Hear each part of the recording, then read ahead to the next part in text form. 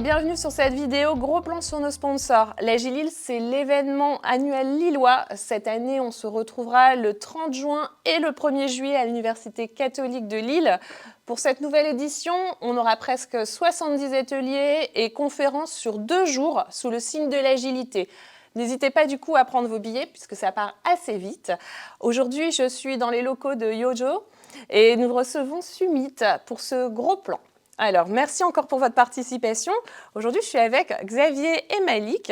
Vous êtes aujourd'hui soumis à un petit questionnaire que tous nos sponsors vont faire. Voilà, donc enchanté de vous rencontrer. Vous pouvez m'en dire un peu plus sur vous? Oui, bonjour Marie-Laure. Moi, je m'appelle Malik. Je suis de la société Sumit. Je suis chef de projet décisionnel. Et je suis également membre de la communauté Agile de Sumit. Ça marche, merci. Xavier, également membre de la communauté Agile de Sumit. Je suis product owner sur un centre qui s'appelle le Centre de formation à l'excellence, qui est une sorte de centre de service en interne sur notre plateau à Villeneuve-d'Ascq. C'est noté. Merci en tout cas de répondre à nos questions. Sur ce questionnaire, vous retrouverez chacune des interviews qu'on fera avec nos sponsors sur notre chaîne YouTube. Donc n'hésitez pas à les regarder régulièrement. On va commencer et puis on va se faire un petit test. Si on était dans un ascenseur, on est au rez-de-chaussée, on va monter au premier étage et vous devez rapidement du coup me présenter Sumit. Qu'est-ce que vous me diriez sur Sumit ? Alors, ce que je dirais sur Sumit, c'est que c'est une ESN, entreprise de services du numérique à taille humaine, de 35 collaborateurs. On est situé à Villeneuve-d'Ascq, donc on fait de l'audit, de la prestation. Donc on est principalement composé de consultants. Donc ces consultants, c'est des développeurs, des chefs de projet, des coachs agiles, des scrum masters, des product owners, etc. Et on est chez les clients. Donc on est en prestation chez les clients. Et on a également une offre formation dans notre société. Donc ce sont nos consultants qui sont formateurs. D'ailleurs, je suis moi-même formateur dans mes domaines de compétences.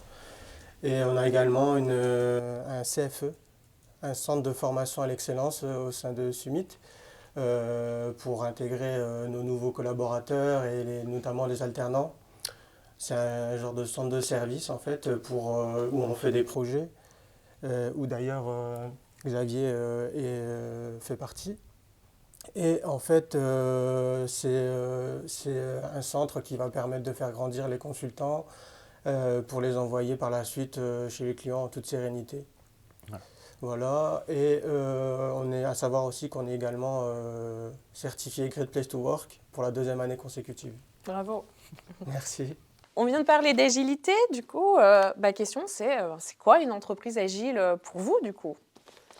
La grande question, le grand problème, qu'est-ce qu'une entreprise agile ? C'est un peu le fantasme, un peu le chaudron d'or au pied de l'arc-en-ciel. Il n'y a pas de définition précise ce qu'est une entreprise agile.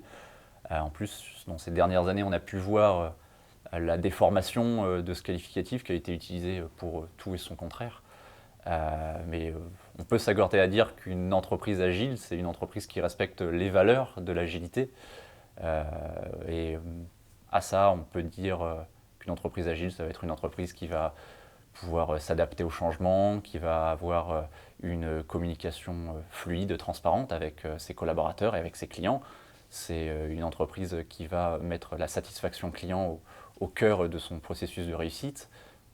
Ça va être une société qui va être capable aussi de pouvoir admettre quand elle sait faire, elle ne sait pas faire. C'est une preuve d'intégrité. En gros, une entreprise agile, c'est surtout une entreprise qui respecte les valeurs et le mindset de l'agilité, mais il n'y a pas vraiment de tampon, de stamp pour dire cette entreprise est agile. Alors, on vient de parler d'agilité, on s'améliore toujours en continu et puis par exemple, on a le Covid qui est arrivé et les entreprises ont dû peut-être s'améliorer ou venir ajuster des choses. Est-ce que dans votre entreprise, vous avez amélioré ou vous avez du coup continué des choses que vous aviez déjà mis en place en vous disant ça nous conforte dans l'idée qu'on est dans le bon, dans le vrai, voilà. C'est vrai que la crise Covid a été pour nous un véritable challenge, puisque du coup on est passé d'un rythme présentiel à full télétravail, full remote. Donc il a fallu qu'on abandonne notre board adoré avec nos superbes tickets, tout ça. Et on est passé sur des processus dématérialisés avec du DevOps, avec du Jira, avec différents outils qui peuvent être mis à disposition et adapter un nouveau rythme, parce que le travail à la maison, on enlève toute interaction sociale, physique. Tout ce qui était afterworks ne pouvait plus se faire, etc. Donc on a essayé de pallier à ça en créant des événements qui se poursuivent encore aujourd'hui, des petits calls informels, on partage un apéro en remote, des choses comme ça. Et il y a des choses effectivement qu'on a conservées. Par exemple, le télétravail a été une véritable avancée en termes de qualité de travail. Et aujourd'hui, la société maintient pour ceux qui le souhaitent, et les sociétés clients qui l'ont mis en place et continuent de le mettre en place, le télétravail. Aujourd'hui, il est tout à fait possible chez nous de réaliser nos activités en télétravail. Alors, en quoi est-ce bien du coup de venir travailler chez Summit? Alors, c'est bien de travailler chez Summit parce qu'on est une entreprise à qualité humaine très très forte. De par notre taille, on peut faciliter les relations humaines. Il y a des relations au niveau de la hiérarchie qui sont plus faciles quand on est une petite entreprise. Et c'est intéressant de travailler chez Summit parce qu'il y a une vraie écoute au niveau du plan de carrière, du plan de mission du collaborateur. Et on se sent en fait chez Summit quand on est chez le client, de par toutes les interactions qu'on a avec la société, par l'intermédiaire par exemple d'afterwork, de meet-up, etc. Et c'est intéressant de travailler chez Summit sur un plan professionnel parce qu'on vise également l'excellence numérique, de par les certifications qu'on passe par exemple.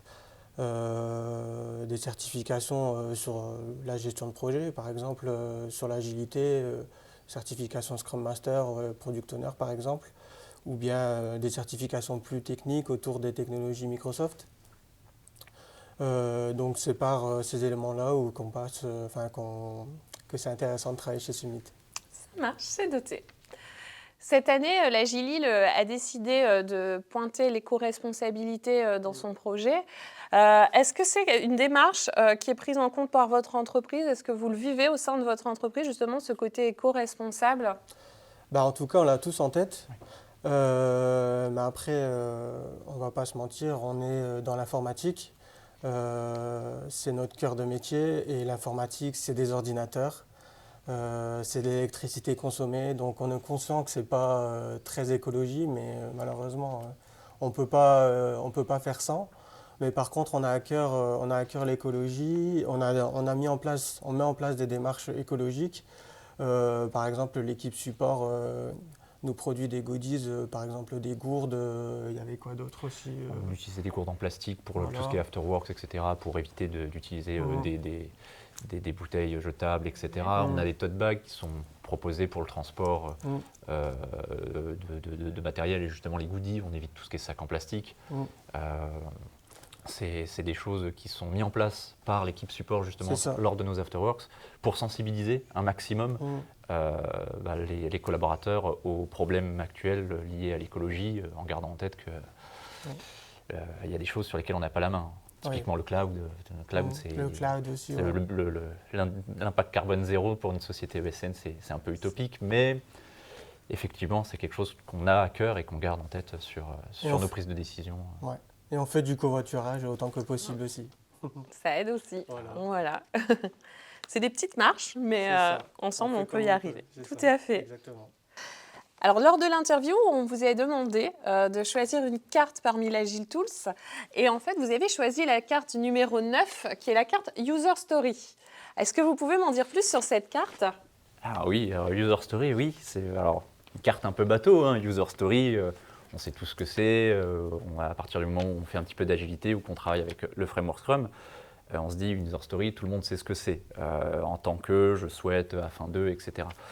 Une construction qui est un petit peu scolaire en fait et qui ne répond pas totalement à ce qu'est en soi une user story, donc la synthèse du besoin fonctionnel du client, la synthèse du travail de recherche qu'il y a eu en amont sur comment on peut répondre aux besoins, etc. Mais en tant que je souhaite afin de, on n'a pas la vision globale de ce qu'il peut y avoir autour et ce qui peut éventuellement entraver la bonne réalisation de cette user story. Et typiquement, on s'est rendu compte qu'avec ce formalisme-là, quand on rédigeait une user story, qu'on la qualifiait et qu'ensuite elle allait dans notre product backlog, il pouvait se passer un certain temps avant qu'on dépile justement cette user story-là et qu'on la fasse rentrer dans notre sprint backlog. Et lorsque ça arrivait, on s'était aperçu qu'il fallait qu'on redéfinisse un petit peu l'US, qu'elle n'était pas forcément comprise au premier coup d'œil, et on devait repasser du temps à la réexpliquer. Pourquoi ? Parce qu'on s'est rendu compte que certains éléments n'étaient pas présents dessus. Donc nous, on a choisi de faire évoluer le formalisme de la construction d'une user story en rajoutant, par exemple, des critères d'acceptation, des informations techniques sur des problématiques qu'il peut y avoir autour, des conflits qu'il peut y avoir sur différentes user stories qui peuvent être liées à cette dernière. Et on a essayé de faire grandir et d'améliorer, toujours dans cette perspective d'amélioration continue, notre manière de rédiger les user stories. C'est pour ça qu'on a choisi cette petite carte-là pour essayer d'en parler aujourd'hui. Bon, en réalité, ne vous en tenez pas qu'à ce petit template. Il y a plein de choses à dire dans une user story. Molarité, continuez de vous améliorer. C'est ça. Top. Merci Xavier, merci Malik. C'était le gros plan sur nos sponsors avec Summit. Vous retrouverez également les autres sponsors dans les différentes vidéos. N'hésitez pas à vous abonner à la chaîne YouTube puisque vous allez retrouver régulièrement les conférences que vous aurez préférées sur l'Agile Lille.